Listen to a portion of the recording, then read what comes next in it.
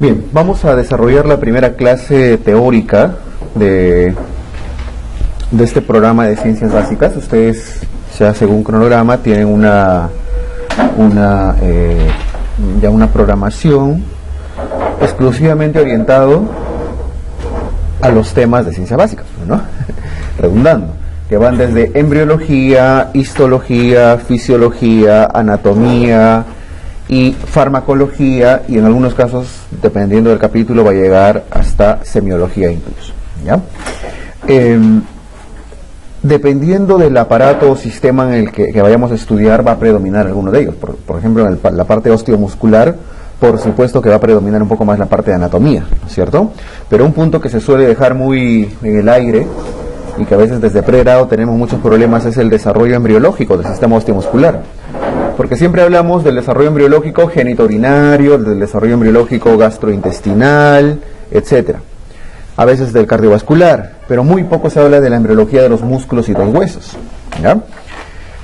Entonces, la primera parte de esta clase va a ir orientado justamente a eso, a conceptos generales de embriología. No es esta una clase puramente de embriología, lo vamos a trabajar la primera hora a lo mucho.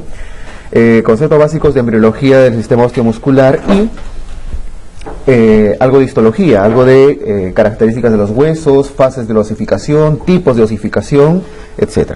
Y finalmente hoy vamos a ver la primera parte de anatomía, que es miembro superior, ¿ya? Debemos llegar a esta clase hoy hasta, como están sus láminas, hasta la mano. Bien, y la próxima clase que tengamos ya es un segundo tema ya bastante separado, ¿no? Que es sobre todo miembro inferior, pelvis, y miembro inferior, que es bastante complejo también, con algunos conceptos de semiología del sistema osteomuscular, ¿ya? Bien, como ven, sus láminas, muchos de los gráficos están rediseñados sobre todo para que sea didácticamente más comprensible, porque siempre los gráficos de embriología son un poco pesados, ¿no? Entonces, la mayoría de gráficos están rediseñados para tener mayor posibilidades pedagógicas, ¿ya? Los gráficos están completamente en blanco para que nos vayamos concentrando y jalando la flechita, poniéndole su nombre a las cosas importantes que debemos recordar, porque cuando ustedes revisan su MUR o su Lachman, de cada gráfico le salen 20 flechas, ¿no? Y a veces, memorizarse todas, y en realidad solo son una o dos cositas que tienen que acordarse a veces, ¿ya? Listo. Así que vamos a empezar. A ver, esta imagen es muy conocida, ¿no es cierto? Estoy hablando de la imagen de la izquierda. Estamos hablando de los primeros días, las primeras 2 semanas del desarrollo del embrión, y este es un corte transversal. No es todavía un momento para que nos hablemos fechas ni nada, salvo en los puntos que vamos a mencionar, ¿ya? Tenemos en el centro de toda la imagen, con unos puntitos negros que más o menos se van viendo acá, ¿sí? Unos puntitos negros, lo que va a ser el futuro tubo neural, ¿cierto? Por lo tanto, si este es el tubo neural, estamos viendo la cara ventral hacia acá, hacia este lado, y estamos viendo la cara dorsal, ¿no es cierto? En un corte transversal del embrioncito, ¿sí? Por lo tanto, a ambos lados estamos viendo las zonas laterales, los extremos, por decirlo de alguna forma. La parte que más nos interesa es esta de acá. Sabemos que una vez que se ha formado el tubo neural, hago una pequeña imagen arriba, el tubo neural, esto va rodeado en general, el tubo neural, que es tejido ectodérmico, ¿no es cierto?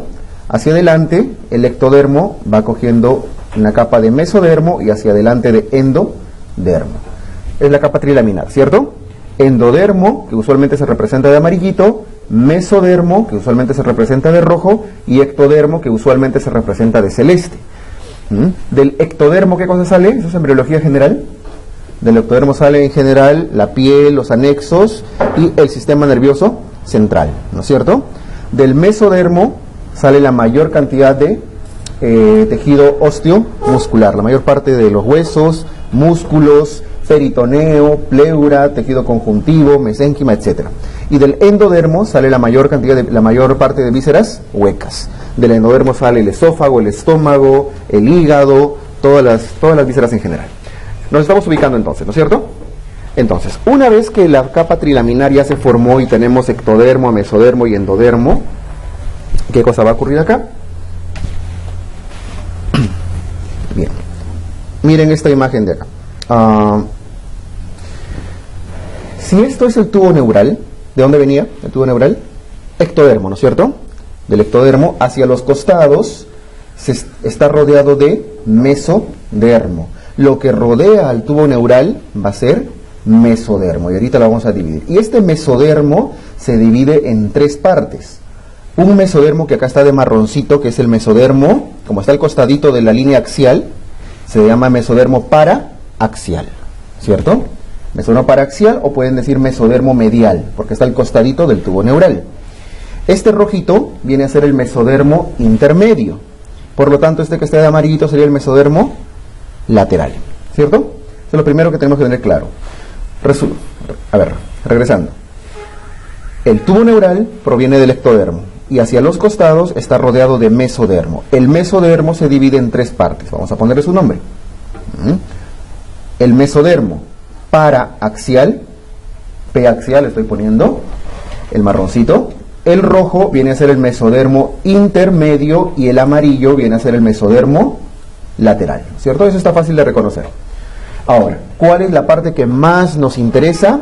El marroncito, el mesodermo paraaxial. De esta estructura marrón, que está acá en la imagen, de ahí provienen casi todos los huesos y músculos del cuerpo humano. Y es el primer concepto que se deben llevar. El sistema osteomuscular en su mayoría proviene del mesodermo paraaxial. Por cierto, ¿qué cosa venía del mesodermo intermedio? Solo acordándonos, el rojito del mesodermo intermedio proviene del sistema genitourinario. Cuando les pregunten por todas el aparato genital, el aparato urinario, la mayoría es mesodermo intermedio. Y el amarillo, que están viendo hacia los costados, el mesodermo lateral, si se dan cuenta tiene dos capas, ¿no es cierto? Una hacia el dorso y una hacia adelante. Se llama mesodermo lateral dorsal y mesodermo ventral, que el nombre correcto, usando la imagen del costado, viene a ser mesodermo parietal y mesodermo visceral. Visceral esplácnico, viene a ser lo mismo. ¿Qué cosa viene de cada uno? Del mesodermo visceral viene sobre todo el peritoneo, la pleura y algo importante, el corazón. Si alguna vez les preguntan ¿de dónde viene el corazón? Viene de esa lámina amarillita, el mesodermo lateral, visceral o esplácnico. Y atrás del mesodermo parietal, su propio nombre lo dice, viene la pared torácica. ¿Ya? Lo que va a envolver a los pulmones, al corazón, la parrilla costal, por decirlo de alguna manera. Entonces, nos estamos orientando, ¿cierto? Bien, el mesodermo, ya para decirlo por última vez, el mesodermo paraaxial da origen al sistema osteomuscular. El mesodermo intermedio, sistema genitourinario. Y el mesodermo lateral, al corazón, algunas vísceras y a la pared torácica, a la parrilla costal. ¿Ya? Listo. Eso es el mesodermo y en las estructuras en las que se divide. Ahora, nos vamos a concentrar casi exclusivamente en el marroncito, en lo que está al costado del tubo neural, o sea, el mesodermo paraaxial. Muy bien. Y si vemos, esto era un corte lateral, o sea, un corte transversal, perdón. Si lo vemos en un corte sagital al embrioncito, me adelanto solo en la lámina para verlo, ¿ya? Para ver esta imagen, vamos a ver este embrioncito, ¿cierto? El corte que hemos visto acá, en esta imagen, vendría a ser un corte, transversal, así, ¿cierto? Ahora, si le hacemos un corte sagital como está acá en la imagen, en esta diapositiva, vamos a ver que cada uno, el mesodermo paraaxial, empieza a formar estas bolitas que se llaman las somitas, ¿cierto? Las somitas son las unidades de mesodermo paraaxial que se van formando a lo largo de todo el tubo neural, y son varias somitas, y el número va aumentando de acuerdo a la edad gestacional, ¿cierto? Y a medida que se va cerrando el tubo neural, las somitas van envolviendo al tubo neural, ¿ya? Muy bien, entonces, si vemos algunas somitas así de forma alargada, es la imagen que tenemos aquí arriba. El verde viene a ser, ¿qué cosa? El tubo neural. Y cada una de esas estructuras grises viene a ser una somita. Una somita. ¿Qué cosa es la somita? Entonces, es mesodermo paraaxial, que está a lo largo de todo el tubo neural, ¿no es cierto? Muy bien. De rojo, por cierto, delante, ¿qué cosa es? Es la notocorda, ¿no? La notocorda, que está en la cara ventral del tubo neural y que, bueno, favorece, ayuda en la neuralización de todo el tubo neural. Ya, pero no es el objetivo ahorita esa parte. Nos vamos a concentrar en las somitas. Cada somita se divide en tres partes y eso es lo más importante que deben recordar ahora. La somita, vean la imagen de abajo, de verde está el tubo neural, con ya lo que va a ser la futura médula espinal de verde oscuro hacia adentro. Ya, cada una de las somitas, estoy encerrándolo ahí, se divide en 3 partes. De amarillo se encuentra el esclerotoma. Esclerotoma.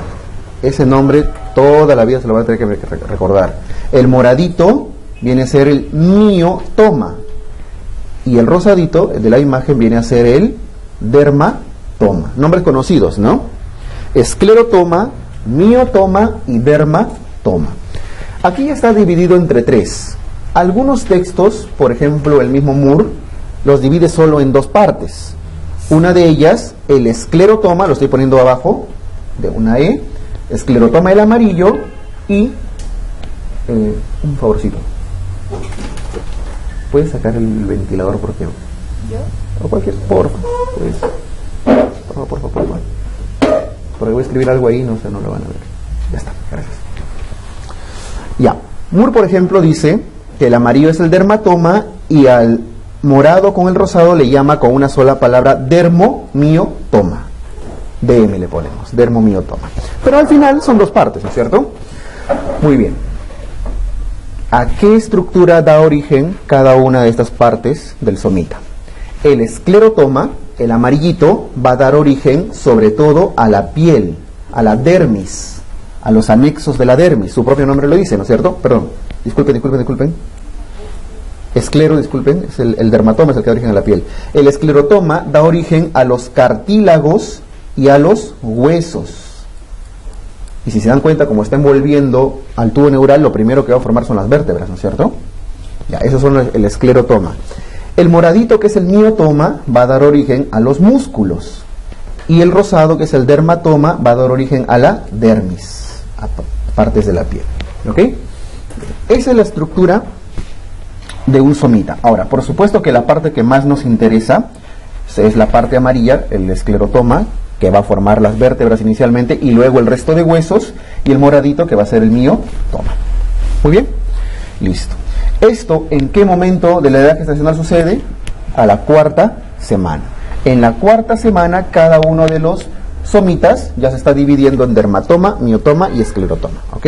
¿Quieres ponerle ahí 4ª semana de edad gestacional? ¿Ya? Muy bien, ¿estamos avanzando hasta ahí? Entonces, ¿qué tenemos hasta ahorita? Un tubo neural rodeado de somitas que se están dividiendo en 3 partes. Ya. Esta imagen justamente está mostrando qué pasa con cada somita. En la imagen de la izquierda, lo que están viendo es el tubo neural, ¿no es cierto? El tubo neural que ya se ha cerrado, ¿sí? Y a los costados los somitas con sus 3 estructuras. Hacia adentro, ¿cuál es? El más interno, el esclerotoma. El rojito viene a ser el miotoma y el amarillito de esta imagen, el más externo, viene a ser el dermatoma. Ojo, el dermatoma es mesodermo, porque el somita es mesodermo, ¿no es cierto? Aparte, si se dan cuenta, por fuera hay una capa celeste, azul o gris, en el color que salió una impresión, que viene a ser ectodermo. El ectodermo, por excelencia, es piel y tejido nervioso, ¿no es cierto? El ectodermo va de la mano con el dermatoma, por eso entre los dos terminan formando la piel. ¿Me dejo entender? Muy bien. Entonces, sí, miren cómo cada somita se va alargando. Y sobre todo la parte que más se alarga, ¿cuál es? La amarilla roja. ¿Qué cosa era? El dermomiotoma. El dermomiotoma se va alargando, tomando 2 polos de desarrollo. En la imagen de la izquierda lo voy a dividir. Un polo, que lo estoy encerrando en circulito, y el otro polo. Estamos hablando del dermomiotoma, ¿no es cierto? Miren el dermomiotoma que estoy señalando con la flechita. ¿Está hacia la parte dorsal o ventral del embrión? Dorsal, ¿no es cierto? ¿Y hacia el lado medial o lateral? Medial, porque está pegadito al tubo neural. Por lo tanto, ese es el polo dorso-medial. ¿Tiene importancia eso? Sí, tiene mucha importancia. Y el otro circulito, que lo voy a pintar de azulito, ¿ya? Este otro polo está hacia la parte ventral, ¿no es cierto? Y además está yendo hacia afuera. Viene a ser la parte ventrolateral. Muy bien, entonces, cada unidad de dermomiotoma, que es parte del somita, se divide en dos extremos, dorsomedial y ventrolateral. ¿Por qué es importante eso? Porque la parte dorsomedial, que está pegado al tubo neural, es lo que va a dar origen, ¿a qué cosa? A los músculos paravertebrales, a los músculos que están rodeando a la columna vertebral. Eso incluye al músculo trapecio, el músculo dorsal ancho, el romboides y todos los musculitos que están protegiendo la columna vertebral o que le están dando estabilidad a la columna, ¿sí? Porque está justo del lado medial. En cambio, de la zona ventrolateral, que está hacia adelante de azul, con letras azules, de ahí sale generalmente los músculos de las extremidades. Los músculos de las extremidades, incluso de la pared abdominal. Entonces, eso puede ser siempre una pregunta de embriología. Estamos avanzando, entrando ya en detalle, ¿no es cierto? ¿De qué capa embriológica viene el músculo brachiorradial? Por mencionarles cualquier músculo de la extremidad, vendría de la parte ventrolateral del dermomiotoma, ¿no es cierto? O simplemente podrían decir del extremo ventrolateral del somita. ¿De qué zona, de qué estructura embriológica viene? Se me ocurren los músculos paravertebrales, ¿ya? Estos, si están cercanos a las vértebras, vienen de la zona dorsomedial de cada somita. Entonces, si se dan cuenta, el somita se va alargando, alargando, alargando para dar dos bloques musculares. Y eso es lo que estamos viendo acá. Vean en la imagen de la derecha, ya prácticamente si solo nos concentramos en el rojito que es el miotoma, que da origen a los músculos. Esta es la parte dorsomedial, que da origen a los músculos alrededor de las vértebras, incluyendo dorsal ancho, trapecio, romboides y todo lo que está atrás. Y hacia adelante está envolviendo la parte ventral. ¿Qué va a hacer eso? La pared abdominal, ¿no es cierto? Y también va a dar origen a los músculos de las extremidades. En embriología se reconocen aquí dos términos. Si trazan una línea media horizontal punteadita azul que he puesto ahí, todo lo que está hacia el dorso se llama epímero. Músculos del epímero, y todo lo que está debajo se llama hipómero. Por eso, alguna vez, esto en pregrado lo suelen preguntar mucho, le dicen, el músculo oblicuo mayor proviene del hipómero, ¿no? Estamos hablando de pared abdominal. El músculo dorsal ancho proviene del epímero. El músculo elevador de la escápula proviene del epímero, ya que es lo mismo que decir extremo dorsomedial o ventrolateral. ¿Estamos hasta ahí? Esta parte es pesadita, ¿no? Y hay que ir dividiendo cada somita y todo. Bien, recapitulando. Entonces, el sistema osteomuscular proviene del, primer dato, del mesodermo paraaxial, ¿no es cierto? Que está de marroncito en las figuritas. Primer concepto, mesodermo paraaxial. Segundo, al mesodermo paraaxial, cuando se divide en cada una de sus partecitas, se le conoce como somitas. Tercero, cada somita se divide en tres partes: esclerotoma, miotoma y dermatoma. Cuarto dato, el esclerotoma da huesos, cartílago y huesos. El miotoma, músculos. Y el dermatoma, piel. ¿Cierto? Listo. Y finalmente, cada dermomiotoma, o simplemente cada miotoma podrían decir, el que le suele unir con dermomiotoma es MUR, mucho, pero el ASMA, por ejemplo, lo menciona por separado. Pero en todo caso, cada miotoma se divide en dos partes, ¿no es cierto? En un epímero dorsomedial y en un hipómero ventrolateral, y dan sus grupos musculares. ¿Ok? Bien. Entonces se va entendiendo, ¿no? Aprovechando esta imagen, esta que está a la derecha, porque ¿qué cosas más estamos viendo? No es por supuesto objetivo de la clase, pero bueno, ya que está ahí dibujado, para que se vayan acostumbrando. ¿Qué es este amarillo que está delante? Que lo señalo con flechita azul. Eso es el tubo, el intestino primitivo en general, ¿no? Que proviene del endodermo. Ese amarillito es el intestino primitivo, que está rodeado de su meso, de rojo, que es mesenterio, ¿cierto? Hacia atrás, esto de acá, esto que acabo de señalar con otra flechita azul, como vallecitos, como bolitas, ¿qué cosa es? ¿Se acuerdan de este rojito de acá? De este rojito que estaba acá. ¿El mesodermo qué era? intermedio, ¿no es cierto?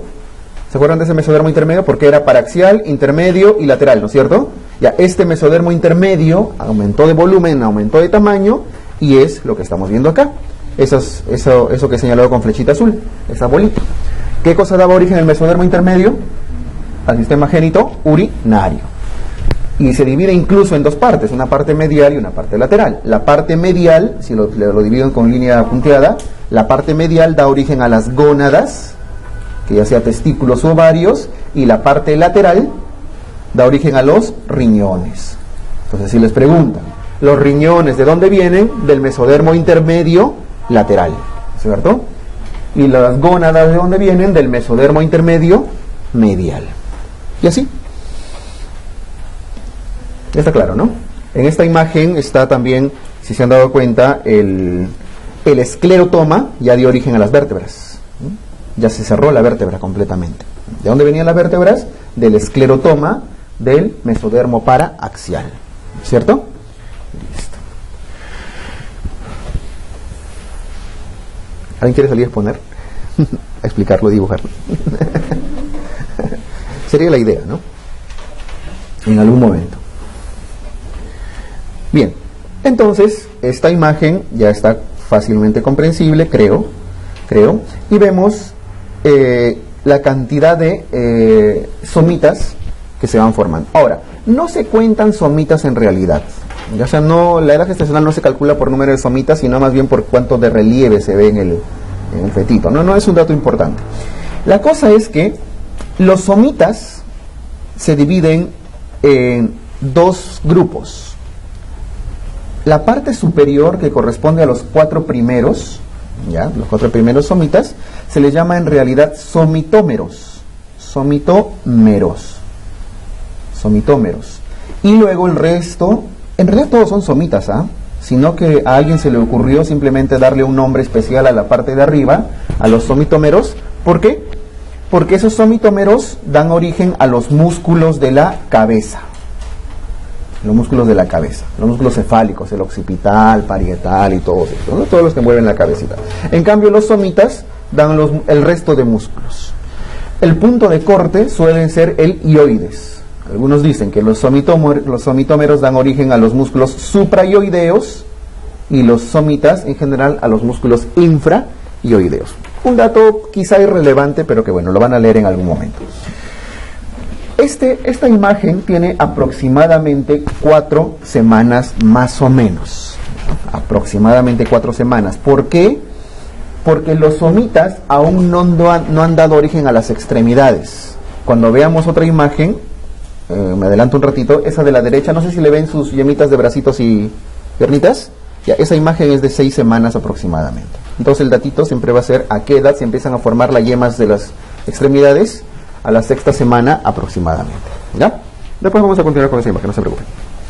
Bueno, ya está. ¿Qué más? ¿Qué otra información podemos sacar de esta imagen desde de la parte osteomuscular? Noten que en esto que estoy encerrando de azulito, se están formando, ¿qué cosa? Los arcos faringios. Arcos faringios sí puede ser una pregunta común en los exámenes, cualquier examen, pero se suele ver más en cabeza-cuello. Pero aprovechando que está la imagen acá, los arcos branquiales, o su nombre más correcto debe ser arcos faringios, ¿no es cierto? Son una especie de somitas, no son somitas, pero tienen el mismo fundamento que los somitas, pero se forman hacia la cara ventral del embrión, ¿no es cierto? Hacia adelante. En cambio los somitas estaban hacia atrás. Los arcos faringios van hacia adelante, los somitas se van hacia atrás. ¿Y a qué dan origen los arcos faringios? Depende de qué. Pues. El primer arco faringio, por ejemplo, el que estoy poniéndole número 1, ¿a qué da origen el primer arco faringio? El primer arco faringio está asociado al cartílago, su punto de crecimiento de todo es el cartílago de Meckel. Da origen al cartílago de Meckel, y ese cartílago de Meckel, que no es puro cartílago, simplemente así se le llama, da origen a todas sus estructuras. Por ejemplo, da origen, solo por poner ejemplo, para que nos ubiquemos, al hueso maxilar. Da origen a la mandíbula, maxilar, a la mandíbula, y en general a los músculos masticadores, macetero, los procesos pterigoideos, todos ellos, ¿ya? Primer arco faríngeo es el más importante, proviene del cartílago de Meckel y da origen a todo lo que es la masticación, huesos y músculos. El segundo arco, que son los dos más importantes, solo vamos a mencionar estos dos por ahora. El segundo arco da origen al cartílago de Richter, así como el de las hernias, ¿no? Cartílago Richter. ¿Y eso a qué da origen el cartílago Richter? Aparte del hueso hioides. Hioides, el primer huesito arriba, ¿no? La mitad superior del hioides. Con eso les digo que el tercer arco aquí daría origen a la segunda mitad del hioides, ¿no? Listo. Esto solo para que reconozcan a los arcos faringios que no son los somitas. Finalmente es el concepto que debemos aclarar acá. Confunden mucho arcos faringios con somitas y no lo son, ¿ya? Muy bien. Ahora, la imagen de la derecha nada más está mostrando una cosita. Cada una de estas estructuras que estoy encerrando en llavecita, 1, 2, 3, corresponde a un somita. A un somita que está envolviendo, ¿qué cosa? Al tubo neural. ¿Ya? Si se dan cuenta, al final en la imagen de abajo, los somitas han terminado envolviendo, porque tiene la forma de las vértebras, y están terminando formando las vértebras y los músculos que forman, que envuelven a la médula espinal, ¿no es cierto? Entonces ya solo para fijar que cada somita se va a encargar de formar cada vértebra y en general cada músculo relacionado con esa vértebra. Y noten, entre cada somita, ¿qué cosa sale? Un nervio, ¿no es cierto? ¿Y de dónde sale ese nervio? De la médula espinal, de adentro. ¿Qué cosa es la médula espinal? Ectodermo, ¿no es cierto? La médula espinal viene del ectodermo, el sistema nervioso central viene del ectodermo. Y entre cada somita, o sea, entre cada vértebra, sale una raíz nerviosa. Y cada raíz nerviosa va a tener inervación de cierto grupo muscular y de cierta zona de la piel. Y de ahí vienen los famosos dermatomas y los famosos miotomas, que son las zonas de inervación de cada parte del cuerpo, ¿no es cierto? Vamos a terminar viendo en la segunda clase de todos los dermatomas. Van a tener que poder memorizarse cuál C5, C6, C7, C8, T1, L1, L2, L3, L4, todo, qué parte de la piel inerva, ¿ya? En un momento, ¿se acuerdan que la unidad era miotoma con dermatoma? Era uno solo, que algunos lo consideraban así. En algún momento del desarrollo embriológico, cada dermatoma coincidía con cada miotoma. Es decir, el mismo nervio daba inervación motora al músculo y a la piel que lo rodeaba. Pero esto solo al inicio. Después, a medida que el embrión crece, porque el embrioncito crece más rápido que su médula, sobre todo al inicio, los dermatomas en el adulto ya no coinciden con los miotomas. Ustedes van a poder decir, por ejemplo, ¿cuál es el dermatoma, se me ocurre, de la zona inguinal? L1, la primera lumbar. Pero el miotoma que inerva a los músculos de la zona inguinal es mucho más superior. Van a hablar de las últimas torácicas. Entonces, ya hay discrepancia entre dermatoma y miotoma, ¿ok? Entonces, solamente coinciden en las primeras semanas de desarrollo embriológico. Bien. Esta imagen es solamente para que vean cómo se forman las vértebras. No tiene una gran información. Solamente que las vértebras, a ver qué podemos rescatar de esta imagen. La primera debería ser esta, porque las vértebras, esto de acá, el cartílago, lo primero, ahí está, ese es el dato. Lo primero que se forma en una vértebra, y hablando de las vértebras, por cierto, ¿de dónde viene la vértebra? Practicando. Del esclerotoma, ¿no es cierto? El esclerotoma es que da origen a los huesos. Del esclerotoma del mesodermo paraaxial. Lo primero que se forma es el cuerpo. Esta es la parte ventral, ¿sí? El cuerpo de la vértebra. Luego se forman los arcos laterales. Y finalmente los arcos laterales tienen que ir fusionándose hacia arriba para formar la espina, la apófisis espinosa. Entonces, esta en realidad es la primera imagen. ¿Ya? Aquí todavía no se cierra, ¿no es cierto? No se cierra la... No confundan esto con... No confundan el hecho que no se cierren las vértebras con el hecho que no se cierren el tubo neural, ¿no? Son dos conceptos distintos. El tubo neural es este de acá, lo que da origen a la médula. La médula en el embrioncito, acuérdense que es de forma romboidea, ¿sí? Ya, entonces los cuerpos vertebrales, los arcos vertebrales de los laterales de la vértebra tienen que fusionarse hacia atrás, como está ya en esta imagen de acá arriba, dando origen a la futura apófisis espinosa. Entonces el dato acá es simplemente que primero en la vértebra se forma el cuerpo y lo último que se forma son las apófisis espinosas, lo que va hacia atrás, ¿cierto? Hacia el dorso. Cuando no se fusionan bien los arcos de la vértebra y no se forma la apófisis espinosa, ¿cómo se llama esa patología? Espina bífida, la famosa espina bífida, ¿cierto? Listo. ¿Qué es justamente esto? Cuando esta apófisis espinosa no se forma completamente. Muy bien. Acuérdense las diferencias de la médula del embrioncito, que es romboidea, en cambio la médula del feto de más edad, del recién nacido, ya es circular, ¿cierto? Son diferencias de forma de la medulita. Listo. La misma imagen, los diferentes, hacia atrás los somitas y hacia adelante los arcos faríngeos, ¿sí? Los arcos faríngeos. Ahora,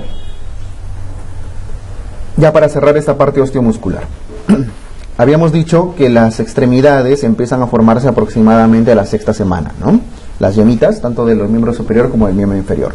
También dijimos que los somitas se dividían en somitómeros arriba, que daban origen a los músculos de la cabeza, y los somitas, propiamente dichos, que dan origen al resto de los músculos, ¿verdad? Y los arcos faríngeos dan origen a los músculos de la masticación, algunos de la expresión facial, etc. Y esto lo vamos a ver en la clase de cabeza-cuello. Pero estos musculitos que están acá, los intrínsecos del ojo, o sea, me refiero a los músculos de la pupila, no vienen de ningún somita, de ningún somitómero, ni de ningún arco faríngeo. ¿De dónde vienen los músculos intrínsecos del ojo? Eso es endodermo. No es de un origen mesodérmico, porque hasta ahora todo era mesodermo, ¿no? Los músculos propios del ojo, los intrínsecos, vienen del endodermo. Entonces, cuando digo intrínsecos me refiero a los pupilares, porque extrínsecos me refiero a ¿cuál? Al recto del ojo, al recto interior, recto externo, elevador del párpado, oblicuo, etcétera. Ellos vienen de los somitas, específicamente de los somitómeros, ¿no? Que hemos dicho que son de la cabeza, ¿ya? Listo. No los confundan, ¿ah? Muy bien. Y entonces, creo que son datos bastante claros y concretos que tienen que quedarse de embriología, ¿ya? De la primera parte del desarrollo embriológico. Muy bien, y una vez que ya que se empiezan a formar las yemas de las extremidades y ya cada miotoma ya ha tomado su lugar, empieza a desarrollarse cada uno de los músculos y cada uno de los huesitos, que es lo que vamos a ver en la parte histológica, ¿ya? Noten acá, ya para cerrar y a manera de práctica, ¿cómo se llamaba esta parte dorsal? Epímero, ¿no es cierto? El epímero. El epímero son los músculos de la parte dorso medial. Esos van a dar origen a los músculos alrededor de la columna vertebral. Y hacia adelante se forma el hipómero. Y el hipómero corresponde a los músculos de la región ventromedial. Y como ven, van a envolver la cavidad abdominal y van a dividirse al final en el músculo transverso del abdomen, oblicuo menor y oblicuo mayor, que son las tres capas musculares del abdomen, incluso al recto anterior. Hay un concepto que sí valdría la pena que se acuerden, nuevamente dividiendo en epímero e hipómero.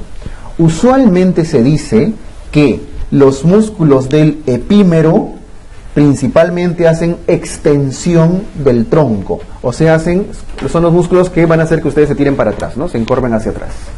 En cambio, los músculos del hipómero, que están hacia adelante, incluyendo esos que están delante de la vértebra, hacen que el tronco se flexione.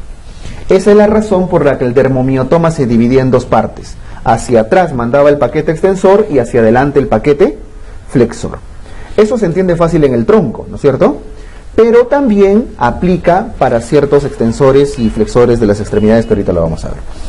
Muy bien. Por eso vemos acá, ¿no? Aquí en la imagen de la derecha está bastante más explicado, con su nombrecito ya, músculo extensor del raquis, o sea, de la columna, ¿no? Epímero. Los extensores corresponden al epímero.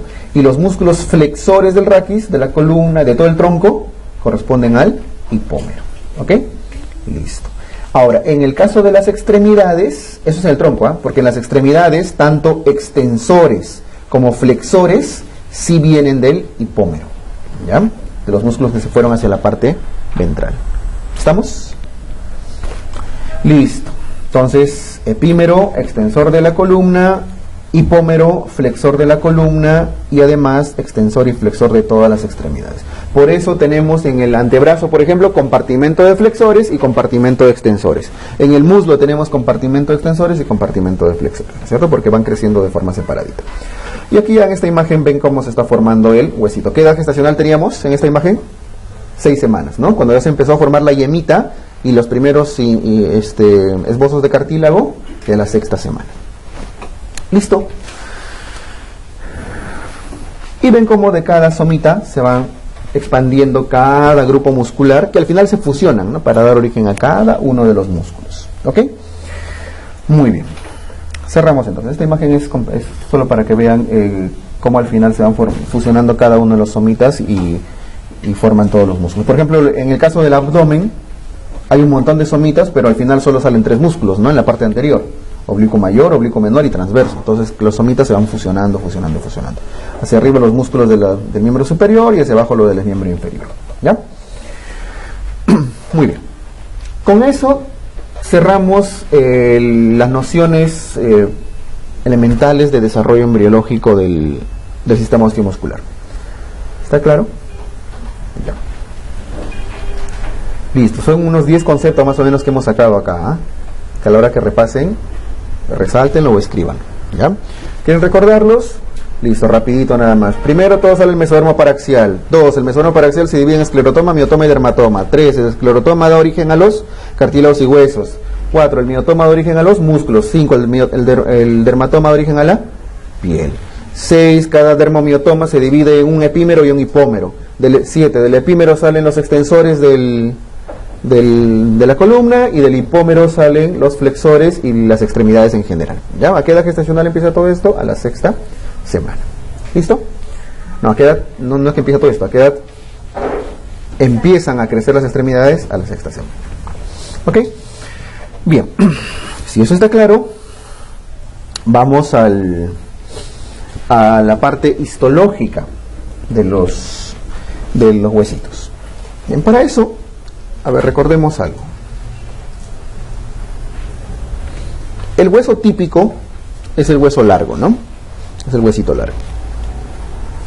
Acuérdense que cuando vemos un hueso largo, en general, cuando tenemos un huesito largo, solo para ubicarnos, no es necesario dibujar. Hacia afuera tenemos el hueso compacto, el hueso duro, que tiene abundante mineralización, y hacia adentro está el hueso trabecular, ¿no es cierto? Esponjoso, el hueso esponjoso. Entonces, el compacto hacia afuera y el esponjoso hacia adentro. ¿Cómo es que se forma, que se osifica un huesito? Porque nosotros nos habíamos quedado acá, ¿verdad? En esta imagen, en la 6ª semana, donde está formando el cartílago. Pues precisamente de ahí nace todo. Vean, esto sí lo vamos a dibujar. Todo empieza desde la 6ª semana con un molde de cartílago y hialino. La base de todos nuestros huesitos, de nuestras extremidades y demás, es el cartílago hialino. Alrededor del cartílago hialino se empieza a formar una capa de células mesenquimatosas. El mesénquima rodea, que son como células pluripotenciales, ¿no? El mesénquima rodea a este cartílago, a este molde de cartílago, ¿ya? Y hace que empiece desde el centro a proliferar tejido óseo, porque al final era cartílago, condrocitos. Cuando el mesénquima se va introduciendo dentro del cartílago, empieza a formarle su foco, su primera matriz de osificación. ¿Qué cosa hace? El mesénquima se introduce dentro de ese foco de cartílago y al introducirse forma vasos sanguíneos. Lo primero que hace es nutrirlo, porque si no asegura que va a haber nutrición no va a crecer nada. Lo ingresa usualmente a la parte media de ese foquito. Eso va a ser la futura arteria nutricia. ¿Y qué empieza a crecer? Osteocitos. Entonces, los osteocitos empiezan a crecer en el centro del huesito, desde ese punto cartilaginoso, y a eso se le llama matriz de osificación primaria. matriz de osificación primaria. ¿Ok? Con el paso de las semanas, la parte central ya se llenó de hueso, ya creció, se hace más grande el huesito, ya el centro está lleno de huesito, ¿sí? Entonces, ya empieza a crecer, empieza a buscar otro centro de osificación y las arterias nutricias empiezan a buscar las epífisis a los extremos, tanto la proximal como la distal. Y empieza también a ocurrir centros de osificación en las epífisis. A eso se llama matriz de osificación secundaria. Entonces, de aquí hay dos conceptos básicos que hay que llevarnos. ¿En qué parte del hueso ocurre la osificación primaria? En lo que va a ser la diáfisis. ¿En qué parte del huesito o del futuro huesito va a ocurrir la osificación secundaria? En las epífisis. ¿Ok? En el niño, cuando ya nace, en el recién nacido, en el niño y el adolescente, solamente tenemos centros de osificación secundaria. La osificación primaria se da sobre todo en el desarrollo fetal. ¿Ya? Cuando nacemos nos quedamos básicamente con osificación secundaria. ¿Ok? Listo. Ahora, ¿cómo es que se da este proceso de osificación? Hay dos tipos de osificación. Bueno, no confundan, porque una cosa son las matrices, la matriz primaria o la osificación primaria y la osificación secundaria, pero histológicamente hablando hay dos formas de osificar. Existe la osificación endocondral y la osificación intramembranosa. Hay dos formas de osificar el huesito, endocondral e intramembranosa. Los gráficos lo tenemos ahí en las siguientes diapos, pero quiero que entiendan el concepto. La osificación endocondral es la que se da sobre todo en huesos largos. El ejemplo típico que siempre ponen es la falange de un bebé, de un bebito. La osificación endocondral, típico de huesos largos. ¿Y cuál es el concepto acá? Que el camino es mesénquima, cartílago, hueso. O sea, tejido mesenquimatoso, condrocitos, osteocitos. Ese es el camino. O sea, pasa por un periodo cartilaginoso, que es lo que estamos viendo a la izquierda en la pantalla, ¿cierto? Primero era una matriz de cartílago y luego eso se va convirtiendo en un huesito. Ahorita vamos a ver los pasos de cada uno. En cambio, la osificación intramembranosa ocurre sobre todo en huesos planos. Por ejemplo, en la bóveda craneal, que es planito, ¿no es cierto? Aquí el camino es de frente, de células mesenquimatosas, pasa a hueso de frente. ¿Ok? Y listo. ¿Está clara la diferencia? Hay dos formas de osificar. Intramembranosa para huesos planos, no hay intermediarios. Mesénquima a hueso de frente. Y endocondral, que es la que más deben recordar, porque es la típica de casi todos nuestros huesos largos, que pasa por un intermediario que es el cartílago. ¿Ya? Y esa osificación endocondral es la que tiene dos matrices. Una matriz primaria en la diáfisis y matrices secundarias en las epífisis. ¿Estamos? Listo.